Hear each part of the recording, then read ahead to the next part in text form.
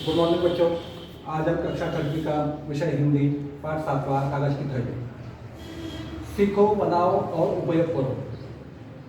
बच्चों, यह जो पाठ है यह कृति युक्त पाठ है। कृति युक्त का अर्थ होता है देखकर सीखो।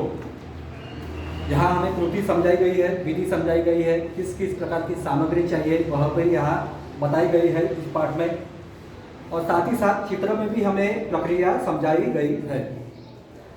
तो क्रिया किस प्रकार से करनी है यह हमें ध्यान देना है सबसे पहले।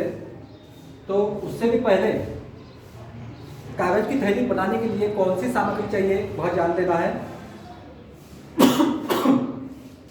पुराना सा एखादा समाचार पत्र या कैंची, गोंद, स्केल, पेंसिल, ठीक है, यहाँ बताए गए अनुसार।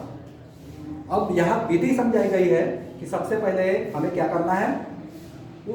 सबसे पहले उस समाचार पत्र को लेना है। ठीक इसी प्रकार का एक समाचार पत्र, मान लो यह एक समाचार पत्र है, तो यहाँ चित्र में बताए अनुसार यह एक समाचार पत्र है। ठीक है, फिर दूसरी क्रिया हमें यह बताई गई है कि उसके लंबाई वाले भाग की ओर से उसे 2 इंच में मोड़ो। दूसरी प्रक्रिया देखो चित्र में, जो लंबाई वाला हिस्सा है यह समाचार पत्र है, और यह वाला ऊपर वाला लंबाई वाला हिस्सा, यहाँ से हमें 2 इंच में इसे ऐसे इस तरीके से मोड़ना है। समझे बच्चों।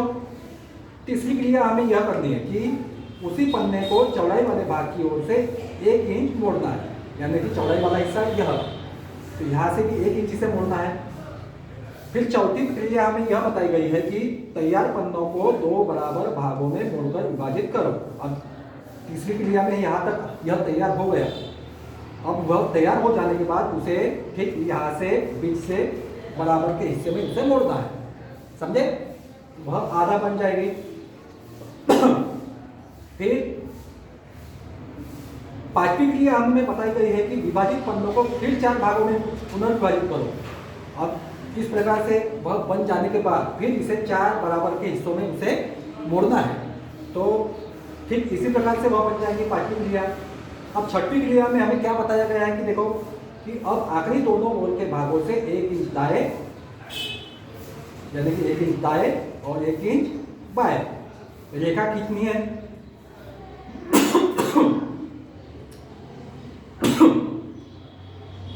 और उसे विपरीत दिशा में मोड़ना है।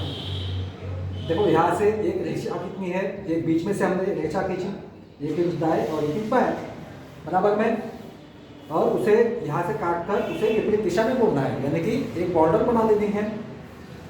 फिर सातवीं क्रिया में हमें बताया गया है कि अब नीचे से मोड़कर उसे चिपकाना है, कटे हुए हिस्से को बराबर में उसे चिपकाना है, और उसमें लेस, मोती या फिर रंगीन कांच के टुकड़े, जिस प्रकार से भी हमें सजाया जा सकता है, स्केच पेन से वो लोग कुछ अच्छी तरह से ड्रॉ कर, तो इस तरीके से उसे सजाना है। और बाद में अंत में 8वीं क्रिया हमें बताई गई कि उसमें 2 डोरी डालकर उसमें आकर्षक तरीके से सजाया जा सकता है, जो कि एक थैली बनाने के लिए उपयुक्त होता है। तो ठीक इसी प्रकार से थैली बनाने की प्रक्रिया यहाँ हमें समझाई गई है। तो बच्चों, मैं चाहूँगा तुम भी इसी प्रकार से घर पर ही रहकर कागज़ से बनी थैली बनाओ और जिसकी फ़ोटो को निकाल कर व्हाट्सएप ग्रुप में डलवाओ। धन्यवाद।